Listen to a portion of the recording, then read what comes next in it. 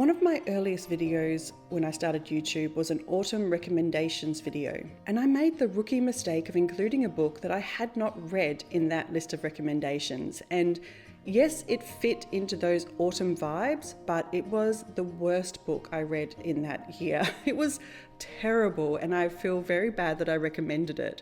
So I've learned my lesson, not to recommend books unless I have read them. So today I'm going to have a redemption round of autumn recommendations. These are books that I have not only read, but I wholeheartedly recommend regardless of season, but they are most definitely suited to autumn. There is no Frankenstein, there is no Jane Eyre, there is no Dracula. I've tried to keep these with fresh recommendations so they are something new. Autumn is hands down my favourite season. It is the season that I really want my books to match the mood of that season. You know, books that are a little mysterious, a little introspective, and maybe a little bit haunted. I have a mix of genres. There's a play, there's memoirs, there's non-fiction, literary fiction. There is a real mix of books in here that I hope you will enjoy. The caveat, I'm in Australia. It is currently spring, but the thing with spring in Australia is we still have the same calendar. So we're coming into Christmas, and at Christmas time, the panettones are a big popular treat at Christmas in Australia. We have a really big Italian population in Australia. And so the panettones come out, and they're already out in the stores at the moment. This is one of my favorite, a Pandoro, which I usually will get the big one. These little ones are tiny. They're really great for, you know, you get 4 serves out them. I think that it's recommended as 1 serve, but that's a bit much. But the big one you get comes with like a packet of icing sugar that you just sprinkle over top. And I really love this one. It has a little bit of citrus in it. It's really delicious. And the great thing is that you can dunk it in your tea or your espresso, and it's delicious. So even though I'm in spring and I'm recommending autumn reads, I am still coming into that Christmas period with you. So it's an interesting time in Australia for us to go through that all together. It's too early for mince pies, which are also out in the shops, but I am going to enjoy my panettones and the Pandoros for as long as I possibly can. Okay, first up, The Crucible by Arthur Miller, because what is an autumn reading list without a little bit of witchiness? This is a play, and it was written in 1953 by Arthur Miller, and it is a reimagining of the Salem witch trials in Massachusetts. And this small community was taken over by hysteria and fear. It is a play, but honestly, it's a page turner. It is very easy to read, and the stage directions give you a little bit of that first person perspective of what they're feeling in that moment. You can feel the paranoia creeping in as you read through this. At the center of it all is a character named John Proctor, who is a flawed man, and he is trying to redeem himself while his entire world around him collapses. But I think that's part of what makes this quite timeless. It was written 70 plus years ago. It's not just about the witch hunts, it's about how we react when fear takes over. So in writing The Crucible, Arthur Miller was really creating a mirror it was mirroring his own time in the 1950s when the US government was going through its own witch trials.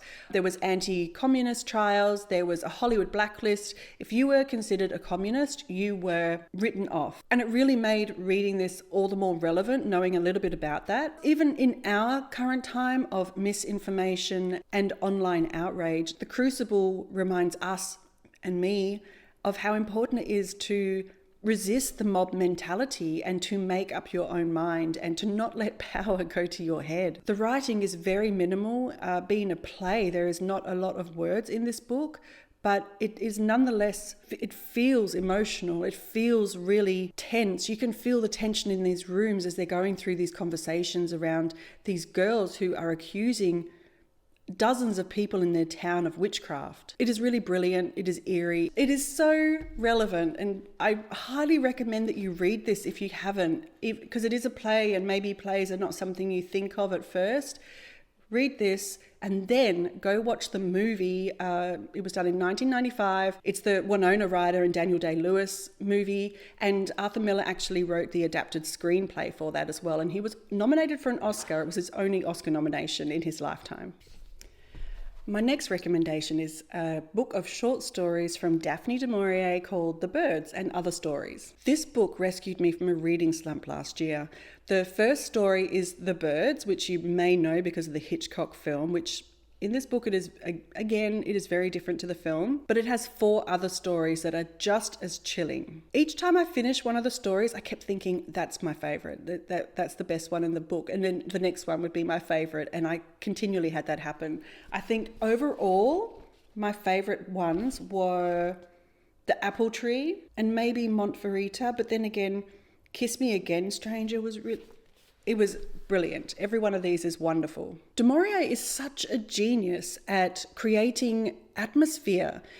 There is no gore, there are no jump scares. She builds this tension just starts. It's like smoke slowly filling into a room, and then all of a sudden you're completely engulfed in this feeling of fear and suspense. But she also leaves space for you as the reader to fill in the gaps. She doesn't tell you everything. She really does leave some things for you to figure out. And that sometimes makes it all the more unsettling because you're not given all the answers up front. This is the perfect collection for a grey, rainy afternoon, especially around Halloween, where you want to be really absorbed but not overwhelmed with a book. You can dip in and out, or you can read it from cover to cover. Either way, it is a masterclass in suspense. Du Maurier does not fail. From eerie short stories, let's move to Greek mythology retelling with Hera by Jennifer Saint. There are no shortage of Greek mythology retellings, but I think Hera is a great autumnal one because Hera herself rarely gets to be center stage. We know Hera as the jealous wife of Zeus and the sister of Zeus, but Saint really gives her life and gives her dimension and makes her her own full-bodied character. And this book goes all the way from the creation of Mount Olympus through to the Trojan War, when the gods were just like hanging out and like, we're bored, let's do something. And they engineer the Trojan War. And it was a really fascinating perspective to read. Hera's relationship with Zeus is very central to the story, and it is very complicated and often painful, but also deeply human, which is something that Hera really resists. She really does see herself very much above humans, but she does experience those emotions with her relationship with Zeus and with some of the other characters in here as well. If you've read Saint's other books, Ariadne, Electra, and Atalanta, this is a really great one to round out that quartet.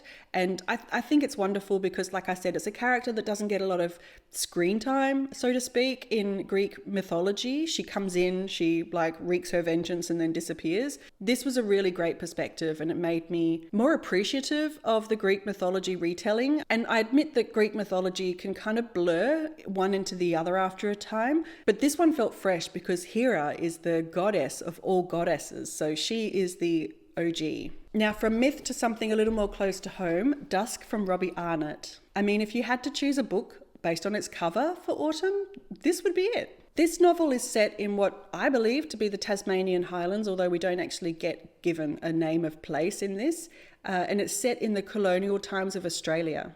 It's about twins Iris and Floyd who are on the hunt for a puma named Dusk. Dusk is causing havoc, somehow became let loose in the Tasmanian Highlands, and initially was just killing, some wildlife and sheep, but has now started killing people. And so there's a bounty on Dusk's head, and Iris and Floyd are hoping to get that bounty because they need the money. Iris is very affected by the environment. Coming from the lower plains of Tasmania up into the Highlands, she is very affected by the environment and the writing that Robbie Arnott does on the environment. You can't help but get caught up in those same feelings that Iris is going through. This book has one of the most interesting devices of literature in it, and when you get to it, you'll understand what I mean. But it also has one of, if not one of the best closing paragraphs in all books that I have ever read. It was brilliant. It was so satisfying, so balanced. It was just perfect. You can feel the wilderness in every sentence, the coldness, the rain, the damp. And just like the characters, you start to realize how small and fragile we are in the natural world. It is beautiful, it is haunting, and it will linger long after you have read it. My next recommendation is Drift from Caryl Lewis. This is a quiet and magical novel that takes place along the Welsh coastline. The story weaves between two perspectives. The first character is Neffin, who is an enigma of a woman who is living by the sea with her brother. And the next perspective is a Syrian man named Hamza, who is being held captive by the military. They couldn't be more different, but there is a storm that takes place and it brings them together, and that's kind of where the story then goes on from. It is so beautiful, it is so gripping, it is magical. The story takes inspiration from an old Welsh folklore, which I found very interesting. And as you read it, there are these moments of magical realism, but it doesn't take over the story. It adds a little bit of shimmer to it, which I really love. This is actually Caryl Lewis's first book that she wrote in English. She was writing children's books and they were all in Welsh. And so I am so glad that she wrote this one in English because it was one of my top 10 books of 2024. So if you enjoy books that are atmospheric and introspective, this is a real gem. You could almost feel the sea spray. You could feel the hair whipping around your face as you get caught up in the winds on this coastline. It is really, really atmospheric. Very quiet, but it will stay with you. A beautiful piece of literary fiction. Now, reading anything about or in nature I think is ideal for autumn. And Raising Hare is most definitely a great option. This is a memoir and it starts in February 2021, which is still within the grips of the COVID pandemic in England. And it follows this 3-year period afterwards where Dalton is in the countryside and she stumbles across a leveret, a baby hare, that has been chased by a dog and has been left to perish. So instead of leaving it there, she decides to take it home. She just wants to get it to a place where she can release it back into the wild, but she starts to realize how impossible it is to hold a hare in captivity. They are very, very different to rabbits, and the information she's receiving is telling her that most hares will die from starvation or shock when they are brought into captivity. So this memoir is legitimately about raising a hare. It is about her documentation of trial and error as she does her best to raise this hare without any boundaries, because she is really trying to limit her interactions with this animal so it can go back into the wild and it's not affected by her domesticity. But instead it becomes her constant companion. There are really beautiful scenes of nature writing in here, and understandably, as Dalton spends more time with the hare and researching hares, she starts to find out information about how agriculture has really put them into danger. I really enjoyed that history aspect of it. And it does get a little political in the environmentalism, which is to be expected. But overall, it is a beautiful memoir about one woman who is raising a hare and learning more about herself and about the natural world. I do feel that we are kept at arm's length from Dalton. Like, she doesn't put too much of herself into this. And the more I think about it, maybe that is a reflection of her relationship with the hare. She really does try and keep a distance from it.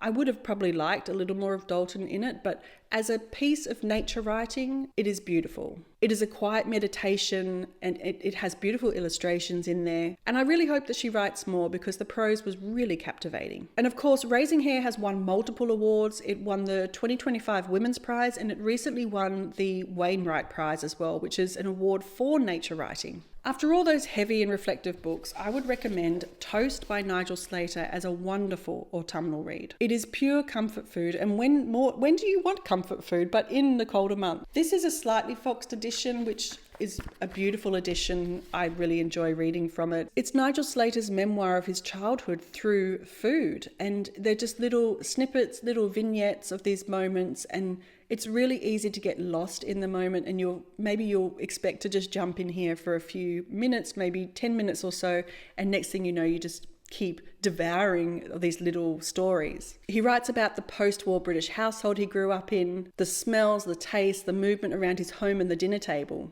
and how food became a language for him, a language of loss, of love, and of his life. It is nostalgic, but it's not sickly sentimental. There's a little bit of humor in here. There's a lot of rawness. Nigel Slater is a wonderful writer, and I can hear his tones as I'm reading this. You'll find yourself laughing at one moment, and then the next moment there's an element of tenderness that really takes you by surprise. I think what I loved most about this was it made me be introspective myself. It made me look back at my own childhood and think of similar moments that he described and how they applied to me, and that was really interesting. I really enjoyed that reflection moment. It's a small book, but it's a beautiful book, and it is one that is perfect to sit down with a cup of tea in the afternoon and just spend some time in.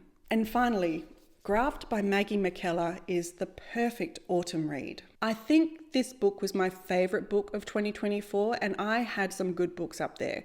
It's a memoir that is set over 4 seasons on Maggie's family farm in Tasmania, and it opens up in autumn. They are merino sheep farmers, and it is a hard living. It is so hard. Maggie writes about drought, birth, death, and survival. all of the cycles of a rural life with a real honesty and clarity. What I really appreciated is that she doesn't romanticize this life. She really presents it for what it is, which is a hard life. The conditions in Tasmania are harsh, and she doesn't shy away from it, but there is also this thread of her appreciation of the natural world and the nourishment that she receives from it as well. The writing is it is lyrical, it is almost poetic at times, but it is very grounded. It's not flowery and over the top. You can see how much she loves the land, even when it is unkind to her and to these sheep that they are rearing. It also has these beautiful little moments of relief, these sketches, which I'm not sure who the illustrator was, but there'll be these sketches of birds and then just a little bit of information about the bird. But like I said, it does open in autumn, so that's not the only reason I recommend it. I feel like it has the Tasmanian conditions really bring that moodiness to it, and I think it's fantastic. It's about resilience, connection, and finding a bit of grace every single day. So that is my redemption round of autumn reads. I hope there is something in here that takes your interest. Maybe there's something in here you haven't heard of before, which would be my ultimate goal, to bring something new to your TBR. Even though they span such a range from the Crucible to Graft, they do share that thread of them being quite moody, a little bit introspective. They all kind of hold a mirror up to you as well. And they really do reflect that change of season, I think. But even though it's spring here, I would be happy to curl up with these books at any time of the year. So don't feel you can only read them in autumn. So please let me know your thoughts below. If any of these you agree with, if there's another book that you would highly recommend, I would love to see it in the comments below. Thank you so much for joining me. Have a wonderful week of reading ahead, and I'll speak with you soon.